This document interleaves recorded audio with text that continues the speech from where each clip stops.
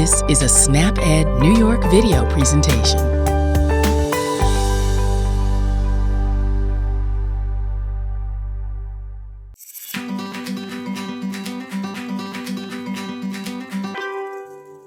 Hi, I'm Caitlin, SnapEd educator with Cornell Cooperative Extension, and today we'll be talking about kale. The My Plate suggests to make half of your plate fruits and vegetables. Luckily, they come in a variety of flavors, textures, and colors, so even if you didn't like one fruit or vegetable, you might like another one. But with all this variety, it can be hard to keep track of how to store and use each one. That's why in today's video, we'll be highlighting kale.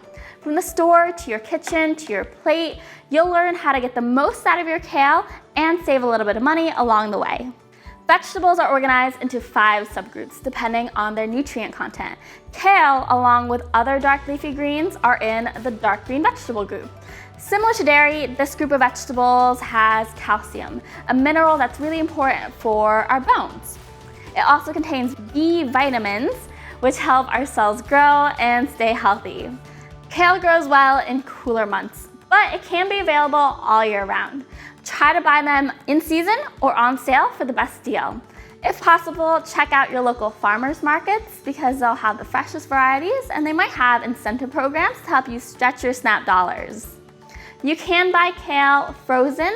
This is a really time and money saving option and easy to have on hand. If you're buying kale fresh, you may have seen this curly variety before, but kale also comes in a variety of textures, colors, and flavors. So maybe you've seen kale with a purple stem, or maybe you've seen a red variety before. Unlike other leafy greens, kale tends to be really rough and fibrous, so if you're buying them up for a salad, try to find smaller leaves. These will be a bit more tender and less bitter, and save your larger leaves for cooking. Whichever you choose, make sure the leaves are firm with a dark color. Avoid wilted or discolored brown or yellow leaves. Kale can be stored in a bag for 3 to 5 days. Try to store it in the coolest part of your fridge or in a crisper drawer. The flavor becomes stronger and more bitter the longer it's stored, so try to use it as soon as possible. Once you're ready to prepare your kale, wash your hands with warm water and soap for at least 20 seconds. Remove any wilted or discolored leaves, then wash your kale with cool water. Then pat the leaves dry with a clean towel. Now let's talk about preparing kale. Most of the recipes will ask you to remove the stem or the spine of the kale because they can be fairly tough. You can do this by hand, with a knife, or clean kitchen scissors. If you didn't want to waste the stems, you can blend them into a smoothie or homemade pesto. You can chop them up and toss them in a stew or a soup, but they might just take a bit longer to cook to become tender. With the stems removed, kale can be added in any recipe that calls for leafy greens. You can have them fresh in a salad or maybe use them as a wrap to replace bread or a tortilla. For me, I like cooking my kale in dishes with lots of flavors, spices, and herbs, since they can be a bit bitter compared to other greens.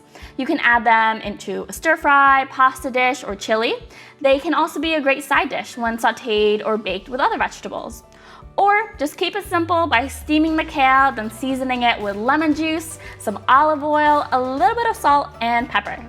Like spinach, cooking kale will make it shrink in size. With this in mind, that means we'll actually need 2 cups of raw leafy greens to equal a 1 cup serving of vegetables. So there you go. That's kale. A bit tough, but delicious when made right. If you are looking for more recipes on how to incorporate kale, check out our website, snapedny.org. I hope you enjoy your next kale recipe, and thank you for joining me. And remember, small changes can make a big difference, so how else can you make half your plate fruits and vegetables?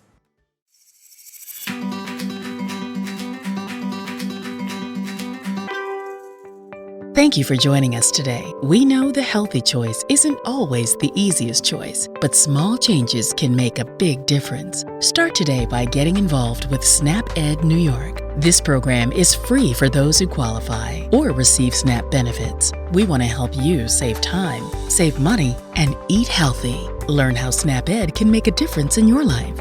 For more information and to find your local program, visit snapedny.org. This material is funded by USDA's Supplemental Nutrition Assistance Program. SNAP. This institution is an equal opportunity provider.